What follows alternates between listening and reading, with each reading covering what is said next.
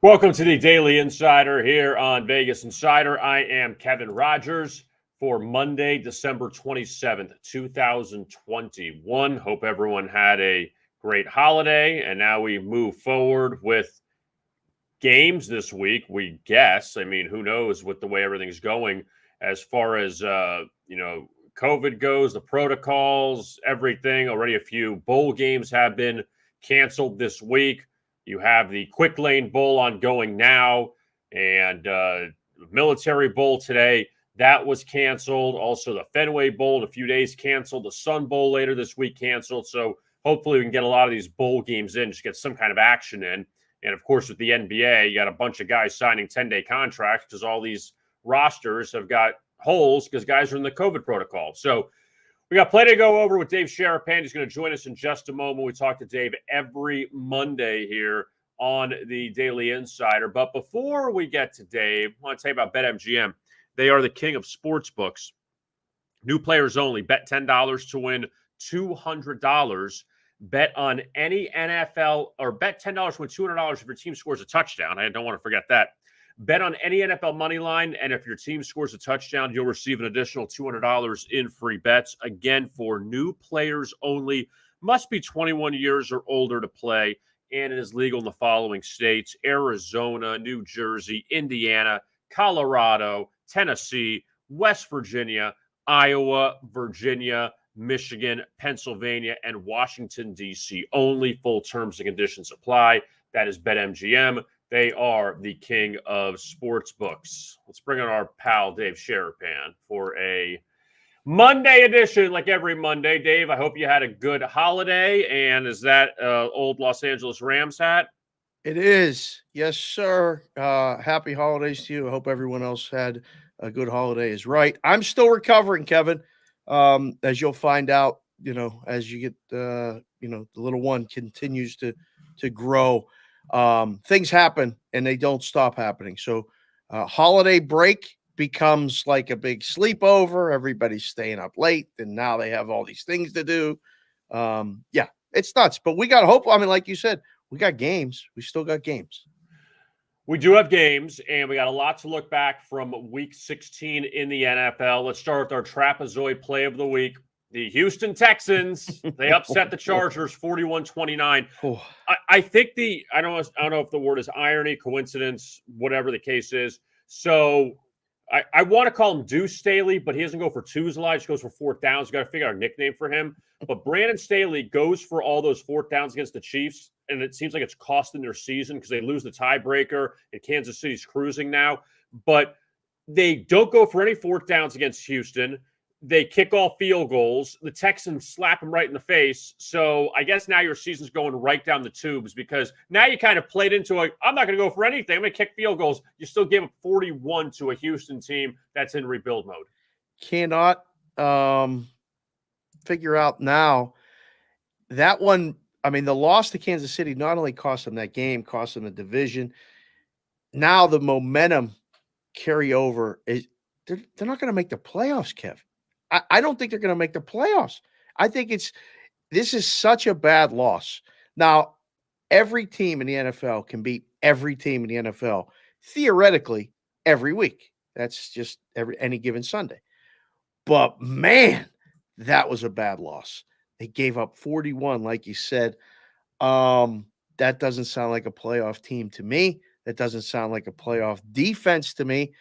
The inability to, this is not surprising in the least as far as if you look back and see what the defense does. This is what the defense does, right? The Chargers won some of these games in shootouts. They won. I want to say not playing their best, but Herbert made the plays. They scored enough points in the high 30s or 40s and won games, giving up points. This one caught them, and it happens this time of year. The last couple weeks of the season, there's games like this where a big favorite loses outright. Then there's a lot of other games where the big favorite not only wins outright, but covers a double spread. If the spread's 13, they win by 26. So this is the NFL. This is just one of those games that you just got to. It's just one is a hard one to forget as far as if you're going to look at taking the Chargers again this season. This might be a complete all right, I'm done with this stuff. I'm done with this team. No more of this. I don't want any more Charger bets. Houston, maybe I'll jump in and take them again plus a big number. Well, now that the Chargers lost and the Chiefs won, they wrap up the AFC West again. And you mentioned double-digit favorite, winning by a lot. And the Steelers, no bueno for them on Sunday. And look, I think a lot of people didn't think they were going to win in Kansas City. Tyreek Hill was cleared in the protocols. Kelsey was out. But now the Chiefs, Dave, I mean, they're hitting their stride and they're back to being the favorite to be back in the Super Bowl for a third straight year. So impressive because they're doing it with the defense first and foremost, Kev. I think they're playing a different style of game. Like they don't have to score fast. They're not even, I mean, not that they're not trying to, but teams are making them drive down the field and they're doing it. And then their defense is staying rested because they're not scoring quickly. They're not leaving them on the field. The defense is getting them the ball more because they're getting off the field. It's hard to sustain a drive on the Kansas City's defense right now. They're as good as any defense in the league. And they're getting turnovers. They're getting to the quarterback. Oh, man. The other side of that one, though, for the Steelers, that was the real first one, where this is what it's going to look like after Ben. He was there, but he wasn't there. You know what I mean? He's getting hit. They call the same 4 plays over and over and over. Those bubble screens or whatever you call them, where everything was horizontal. There's no vertical anything with the Steelers offense. And I mean, one of the best bets in the last, 4 or 5 weeks has been against the Steelers in the first half. Whoever the Steelers are playing are leading and covering in the first half. I think it's 6 in a row, something like that. And it was not even close. So, yeah, I mean, the Steelers, they're mathematically still alive. That tie is keeping them in the discussion. And if they win the last 2 games, they finish 9-7-1. They got Cleveland at home, and they're dogs already, surprising to me. And then they go on the road to Baltimore, who there's another team. What do you make of the Ravens? I mean, they're just not healthy. They're getting guys playing games. They're in trouble too.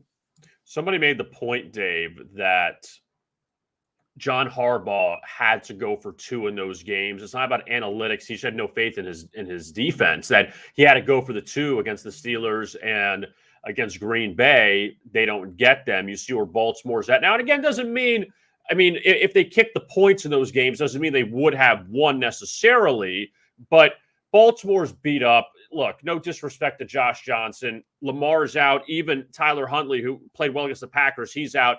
You don't have a lot of faith in this, especially when the guy on the other side is thrown for 525 yards and Joe Burrow continues to have a great season. And right now the Bengals, they dominate the Ravens, they sweep them, and they're in the driver's seat with 2 weeks to go in the AFC North. So impressed with the Bengals, K-Raj. I was so impressed with Joe Burrow and just how cool of a dude he is.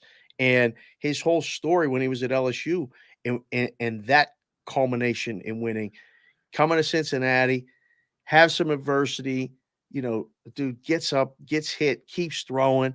Oh, you're going to call a penalty? All right, bring it back. Now I'm going to throw. Now I'm going to go over 500 yards passing.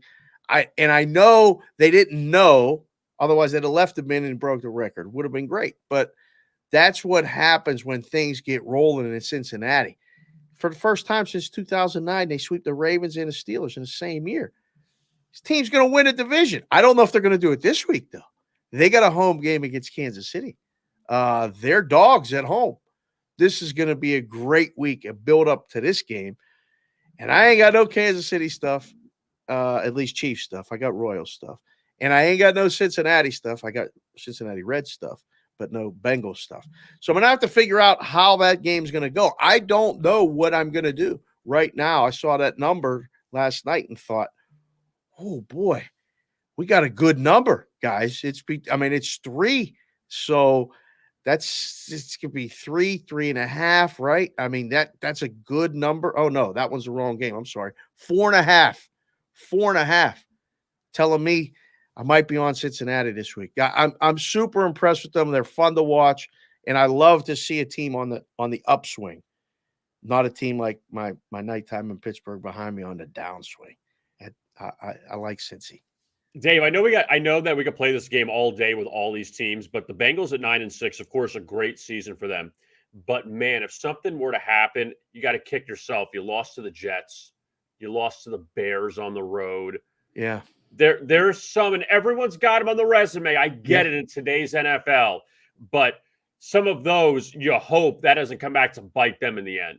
Oh yeah, no, it might, but isn't that what happens to young teams, especially early in the season?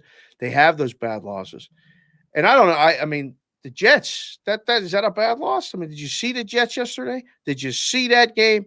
I'm just kidding. That's a bad loss. Yeah, there's no way. But I like playing their best football of the season now, and that's what I think Cincinnati is doing. That game against San Francisco, they probably, I mean, not should have won. Was a coin flip, but I mean, San Francisco's a playoff team. They get that one. They get one of those two games against the Bears or the Jets.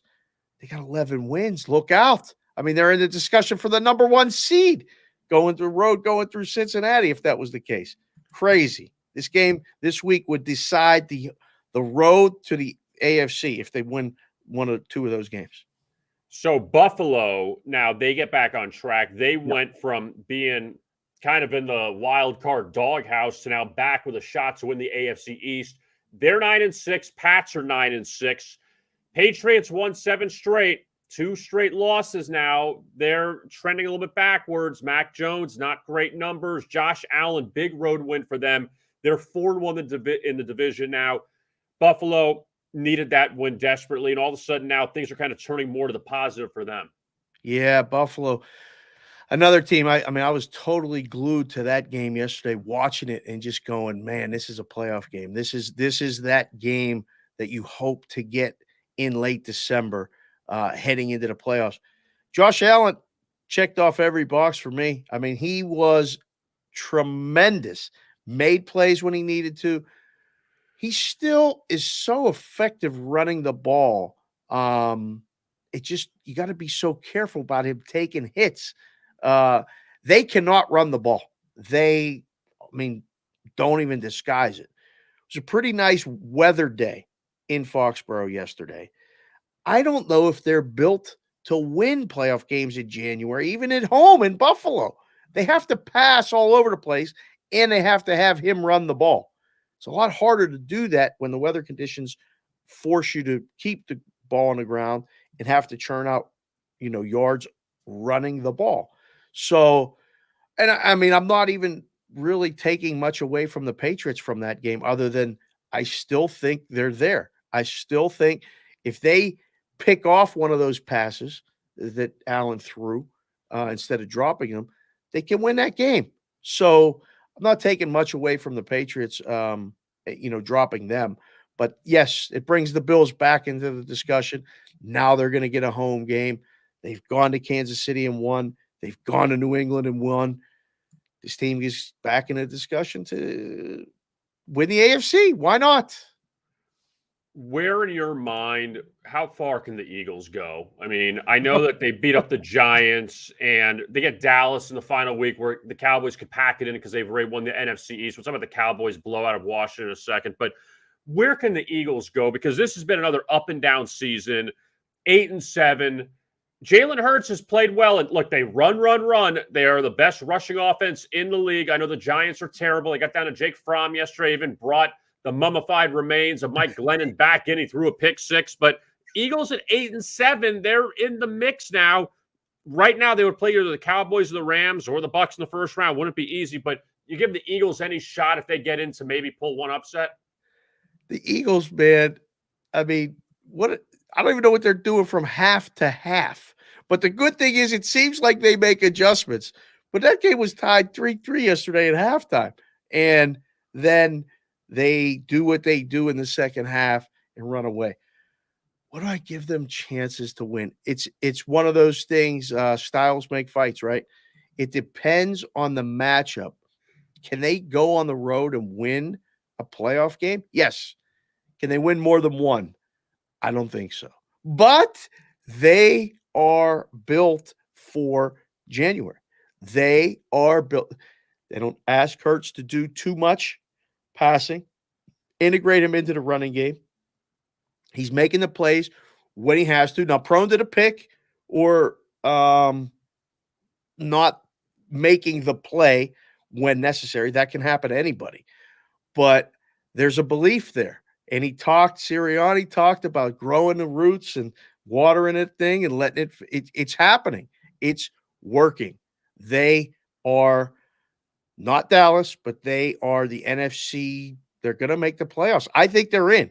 I mean, they got Washington this week, who's decimated. I mean, decimated. I don't know how Washington, they were dealt a bad hand and had to play that game, short week, and then they go to Dallas and just get blown out. And the Eagles, if Dallas's spot is secure, no change, he's going to rest them. And Philly can get another win. They're in. Do you realize that both the teams that lost Tuesday, Washington and Seattle, both lost on Sunday? The Seahawks blew that game at the end of the Bears. And Washington, my God, they're not the football team anymore. They're just Washington. We're just stripping everything from them at this point. Mike, what a terrible performance that was. That they had this 4-week stretch, Dave, where maybe things were going to turn around. They beat Brady and the Bucs at home. They won at Carolina. They beat Seattle. They won at Vegas. And then it's just been just totally a nosedive the last few weeks. Yeah. So 2 takeaways for me from this game. I look at both sides, right? Washington done. Like they were in the hunt. They lose short week and then lose yesterday. That team is just, at some point, you just don't have the bodies necessary to survive. And it's a battle of attrition, the NFL. If you stay healthy and the other guy doesn't, you have an inherent advantage. So Washington looks toast. Dallas, not ready to award them the NFC just yet after that performance yesterday. All right. Light it up against a team that's down. That's what you're supposed to do. Something about Dallas doesn't feel like it's going to work in the playoffs for me. I don't know. Maybe I've seen this before. I just can't get it through my head. They're short favorites against Arizona this week, who there's another team. I have no idea what's going on. So it looks like Dallas is going to win this week. I mean, they're favored to win, 5.5 point favorite. I just can't.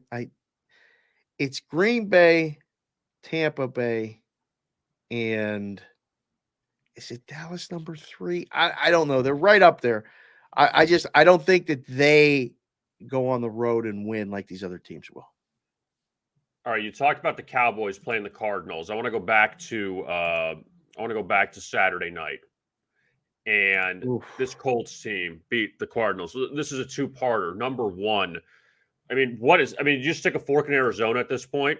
I mean, are we just done with Arizona? And secondly, how far do you think the Colts can go? Because the Colts got some COVID issues now they're dealing with. But my goodness, that was a hole they dug themselves in, Dave, to start the season. And now they're right in the mix in that AFC. They are. Arizona, we done with them. We're close. It took a while to accept where they were for me. I finally got on board there, bet them a couple times, won, and then realized, okay, they're not even going to win a division. And I kind of jumped back off on them. It's a big game for them this week. There's a couple games. It's exciting. There's games that mean something. The Colts are as good as anybody in the AFC.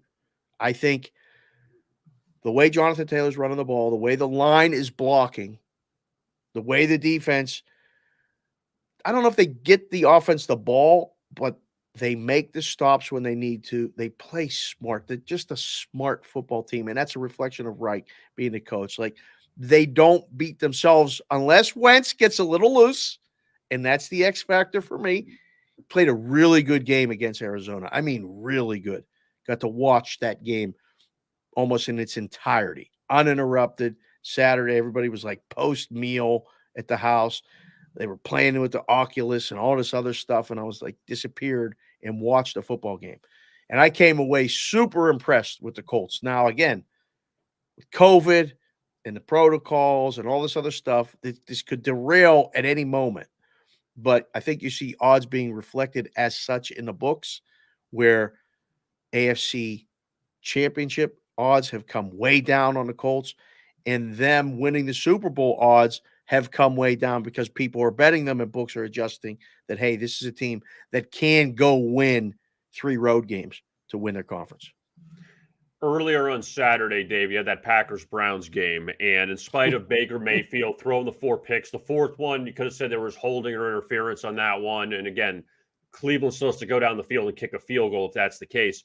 But everyone's done with Baker Mayfield, it feels like. Cleveland, stick a fork in them. And what's funny is, just on a different note, Odell Beckham's got 4 touchdowns now with the Rams since going there. So obviously, I don't know if it was a him issue or a Baker Mayfield issue, but Green Bay, they hold on, but they don't cover on Saturday. Green Bay just getting it done. Not always the prettiest, not always the way maybe they designed it, but they just keep winning football games. And that's all you need to do at this point when you're them. They're the 1 seed. Baker, there were some bad picks, man. Another team who, again, a lot of people like this team preseason. They liked them last year preseason. They even liked them the year before. There's a lot of love for Cleveland. There's a lot of people that want them to be good, just not there. And now it feels like they're going to reset. Like, are they going to go away from Baker, try to bring somebody in and say, look, we got all this talent, we got this young coach, and come here and play quarterback for us? Maybe. I mean, they're favored on the road in Pittsburgh. It's one of these lines where, I get up Monday and I have the numbers from last week, the look aheads, and then I look at them again and see some of these adjustments. The look ahead was Pittsburgh -1. I think in a lot of those cases, you throw out the game against Kansas City. You have to throw this one out too. What did you see on Saturday that makes the Browns the favorite in Pittsburgh? I don't see it. I don't think the Browns make the playoffs either. I mean, that was it. I mean, they need to win both games. They need help. I'm done with this guy as far as the Cleveland Browns go. I love how you keep throwing the Vincent LaGuardia Gambini references as far as the witnesses go. How many fingers am I holding up? Your Honor, please. It's Mrs. Riley and only Mrs. Riley. It's such a good movie. How good was Fred Gwynn in that movie, by the way? My God. Herman Munster. So good. I mean, like the whole thing. I just saw, what did I see over the weekend? The Spider-Man movie. Saw Marissa Tomei is the mom in the Spider-Man movie. She looks amazing. She still looks good. Yeah, she still looks good after all these years. And she was so good. Like, she has that dry wit in the movie in Spider-Man. And I made the kids watch my cousin Vinny. I think they were too young, and I laughed the whole time. To this day, it's one of those ones that I've seen it 100 times. Every time I laugh. That's so good. So yeah, we used to sit there in the room and do that all the time. Like, even at the counter, we would say it to people, and it's one of those movies that like everybody's seen and remembers, stuff. So even like, my clock is ticking. Like, we used to do that while the clock was ticking at the end of games and stuff. So yeah, I love that movie. I'll get to the Monday night game in a second, Dave. You talk about the COVID stuff, like across everything, because we have a couple bowl games knocked out. The NFL, NBA, forget about it. I mean, all these guys get in the protocol. How do you even handicap this at this point? You would hope that in the next few weeks, maybe things get better with the holidays being over. but it's just ridiculous at this point. That quick lane bowl where I get Nevada had guys that sat out, it wasn't a COVID situation, but just in general, seeing like all these things that just swing so much, you have to wait and see, and somebody's in the protocol. How do you handle this from a handicapping standpoint? How do you handle it from an odds making standpoint? From an odds making standpoint, it is so hard because it's like there's nothing else to relate it to. It was such a challenge when I was doing it. And even now, like just getting a text, like, what do you make the number? Well, who's playing? I don't know. There's a lot of I don't knows. And I think as far as handicapping it, I think you have to take that approach where you have to be willing and flexible to either get off of a bad bet or a bad number or just live with the result. I mean, early in the week, I thought that Baltimore was going to bounce back and get their best effort of the season against the Bengals. And then by the time the inactives and everything come up Sunday, the line steamed to 7.5, and it was like, you got to lay it. So even if you took 3.5 and you create that bad middle for yourself where you lose both, sometimes you got to get off it. Sometimes you have to make in-game bets. I think you have to be willing to be so flexible, Kevin, where you have to get uncomfortable, or you have to get comfortable being uncomfortable with your bets because it changes so fast. And like, I hope for whatever's sake, for a lot of the college situations that they get to play the games. Like I saw that it was like a news dump. Like, oh, they canceled 2 bowl games because of, COVID related issues. Like I just saw that Sunday night. I was like, wait a second, what games got canceled? So I hope, they made that ruling that the whole thing can be decided because of COVID. Like the last thing that I want is, as an odds maker, as someone who's interested in the betting space and does content, I don't want these things decided because of COVID. Like I don't want, just play the games. Like the games are still the story for me and always have been. So, man, I hope it doesn't happen. The NBA is a whole nother issue. Hockey does a lot of things wrong. Everybody does, but I think they got it right now. Just like pausing, just stop, because when you demean the product, and we saw it over the weekend with some bad officiating and stuff like that, it leads to too many questions. And I think the NBA is kind of powering through. I didn't watch a lot of it on Christmas Day, but I did watch a lot of Warriors Suns. It was a hell of a basketball game. Give me the games. If you got the games with full integrity, with most of the guys playing, I'm for it. But if not, just don't do it. Just don't do it. Well, we had in the NBA yesterday, the Raptors had basically their whole lineup out. They lost by 45 points to the Cavs because you can't compete. The Pistons, who are bad already, had their top 4 or 5 guys out. They lost by 40-something to the Spurs. Like, it's just not even right, when you have some of these teams that, like the Raptors should not have played yesterday. Right. The Atlanta Hawks right now have all their guys in the protocol. Like, you can't play these games. You can't play them. And then as a bettor, I dubbed it COVID steam. Like, do you follow the COVID steam? I don't know, because sometimes it gets there. Other times you get, the bare minimum 8 guys required to suit up for to play an NBA game, and they cover some big number or outright win. Not too often, though. It's just too big of a difference when you take out 3 or 4 guys on a 12-man roster. That's huge. So I don't want to see 50-point NBA games, margin of victory. Who does? Even when you got the right side and you got the right bet. Call it a cigar game when you win easy and you could light a cigar in the first half or, in the first quarter of a football game or something. It's great, but it's boring. So I don't want to see that too often. At some point, you're right. Maybe they step in and say, all right, look, don't play the game. Like just either postpone it or just forfeit it. Like, I'd rather they forfeit those games than play them and get those 50-point deficits. Now, I have to ask you a personal question, if you don't mind, in front of everyone. Yeah. Did you take the 3 with the Dolphins in the contest?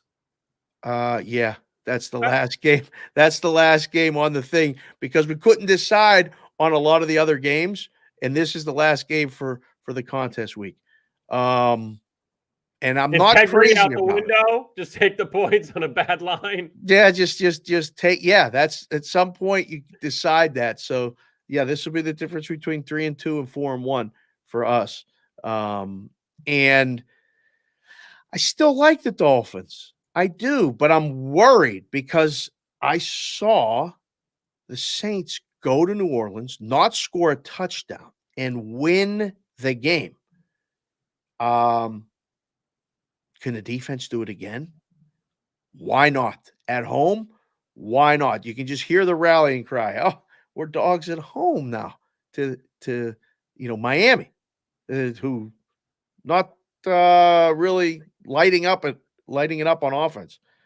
So I'm nervous. Because I ain't found too many people that even are interested in this game, let alone interested in the Saints. This might be a snooze fest. 37.5, K-Raj? I mean, does a team get to 20 in this game? It's a low total, but this has to be under, no? I like the under for a couple of reasons. The one thing the Dolphins have done well, and it's not really their fault, they've won 6 straight. Besides Lamar Jackson, you want to know the other quarterbacks they faced during this streak? Yeah. Flacco, Glennon, Tyrod Taylor, Zach Wilson, and whatever is left of Cam Newton. Boy. And now you got Ian Book tonight. That would have been very formidable lineup, 10 years ago? If you come up with those quarterbacks. I mean, the other guys were still, in high school or in middle school, the two that you mentioned. But wow, that now that you said that, that's maybe not took a little of the luster off this winning streak, Kevin, with that. They were 1-7, and they got a very fortunate schedule. Look, that was a really good win over Baltimore. The Thursday night, they shut down Lamar Jackson. Yes. That was a quality win. But still, the offense didn't do much in that game. And then in the last few, they had a block punt for a touchdown against the Panthers. The Giants stink. The Jets almost beat them last week. Yeah. Just saying. Wow. Now, Tua, big start on the road. In New Orleans. They haven't been on the road in a while. They play 3 straight at home. I'm just putting that out there. No, I know. You're right. You're right. It's not going to be easy. But I think it's funny because the Dolphins are 7-7, and they're like on the bottom, and I guess it's just mathematical wise with tiebreakers and stuff in the hunt. But 3 games left. They can finish 10-7. Like, can they finish 10-7? Can they run this all the way to the end? They get the Tannehill revenge game next week in Nashville. Then they get Belichick in week 17 or week 18 at home. Ooh. Schedule gets a little tougher after this. Tannehill and then you get Mac Jones, who hasn't played well. So one at a time. I don't know. It's going to be an interesting game tonight. I think we're going to learn a little bit more, basically an elimination game, right? The loser of this game can be out, I think. And then the winner kind of cements the spot to get the 7 seed in their respective conferences. The Saints it's a huge go against for me, Kevin. When a guy's making his NFL debut. And this is the same. I've done it for years now, even when they become the starter in training camp and have 2 months of practice. Ian Book's had 5 days. He hasn't taken a rep all season in practice, being where he's at, on the list. Maybe he's run some scout team stuff, but like, hey, man, here's the ball. Here's the playbook. Let's go. Don't turn it over. We got you. We're going to hand it to Kamara 100 times tonight. Alvin, welcome back. You're getting the ball every play. We're going to throw it to you, on the side, and we're going to hand it to you. Let's keep it on the ground, not turn it over, and let's win this game 10-3. I think if Ian Book gets hurt, the next guy they're calling is up in the radio booth is Bobby Hebert. I mean, you're up next. We need somebody. Because Breeze already said no. So Breeze said out no. Of guys. And I heard they called Phillip Rivers, and he was like, no, I got to spend time with my family on the holidays. Like, how do you even answer that call? Breeze got hair now. He's on Sunday Night Football. He ain't coming back. He couldn't throw last year. His arm probably hurts. And then they call Phillip Rivers, hey, man, can you want to come back, finish out the season for us? We'll give you a lot of money. No, I'm good. I'm going to stay home. I think you got 9 kids. We're good. I'm going to coach. I finished coaching football. It's a hard ask. I mean, Ian Book's in a big spot. Just be careful. Just don't turn that ball over. That's it. I'll let you go with this. It does really feel like in Major League when the GM is calling Lou Brown and he's at the Tire World. I got to think about it. I got a guy on the other line that wants a set of white walls. Can I call you later? That's what I feel like Phillip Rivers is. That's right. Yeah, I don't know. He did it so good. Yeah, that's exactly what it feels like. Another good movie reference. Major League, when it's on all the time. Baseball, bro. Watch it every single time. It's getting better. It's not getting worse. It's getting better, Kevin. Dave Sharapan, you could find him on Twitter at SportsBKCONSIG. And Dave joins us every Monday on the Daily Insider. Dave, we appreciate it. The next time we'll talk to you is 2022. Thank you for everything you did in 2021. We'll talk to you in 2022. Have a great new year, and we'll talk to you again soon. Excellent work, Kevin. Happy New Year to you, yours, and everybody at VI and everyone watching the show. Appreciate it. We'll talk to you later. All right. There is Dave Sharapan. Always great talking to him. And love getting Major League references in as well as my cousin Vinny. That was a success today. If that's all we get right today, then that's a major success. Before we continue, want to tell you about WynnBET. And WynnBET, when you download the WynnBET mobile sportsbook on either iOS or Android devices, and you're a new patron, you can get a $1,000 risk-free first bet with a $20 minimum first deposit and eligible sports bet. When you use the promo code VI bonus, that means if you lose your first wager, you get it back up to $1,000 as a free bet credit that you can use for another bet. The WynnBET promo code will expire soon, so make sure to grab it while you can. That is WynnBET. Now, before we take a look at some of the other things going on tonight, which really is the NBA, because college basketball, there's one game. That's it. Brown and Syracuse at the Carrier Dome tonight. Syracuse laying 10. We'll get to the NBA in just a second. I will say from a personal note that those that follow me on Vegas Insider, that I've had one of my better NFL seasons in a while. But I am coming off my worst NFL Sunday of the season. Now, I went 0-3 on Sunday in my picks. I had Jacksonville, and they lost that game to the Jets at the end. I had Denver. They lost to Las Vegas, and they were up at the half. They ended up losing that game to the Raiders. And I had a terrible pick with the Giants. Just awful. Like, there's no two ways about it. And that was the first time since week 3 that I had a losing record on a Sunday in the NFL. I had in week 1, week 3, and week 16. So it'll get better. Tough weekend for a lot of people, I'm sure. Some of the videos didn't work out so well. Had Washington on Sunday night against Dallas. Could have had them plus 30 and it'll make a difference. Sorry, I feel like I need a cough. And I had Arizona Saturday night. I guess I got lucky with Tennessee on Thursday night. So it was a bit of a rough weekend. And it's about coming clean here and not just saying, oh, well, we win all the time and blah, blah, blah. But yeah, it was a rough weekend. So hopefully we get better tonight with the Dolphins and the Saints. And then there's no games coming up until next Sunday. We have no Thursday night this week. We have no Saturday this week. So we come back again next Sunday. But just want to put that out there, that we've had a really good NFL season on the site, but took a step backwards on Sunday. So hopefully we get it right again with the Dolphins and the Saints tonight in New Orleans. All right. NBA tonight, you have 7 games, and it's always a crapshoot simply because of COVID stuff.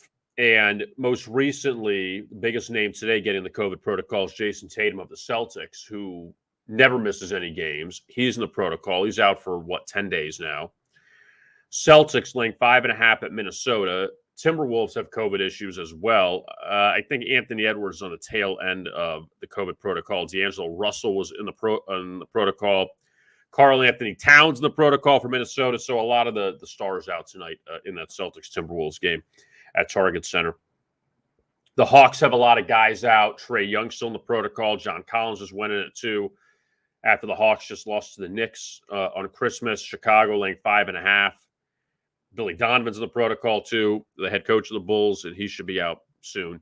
Hornets laying 7.5 to the Rockets. Miles Bridges was in the protocol for Charlotte. He's averaging 20 points a game.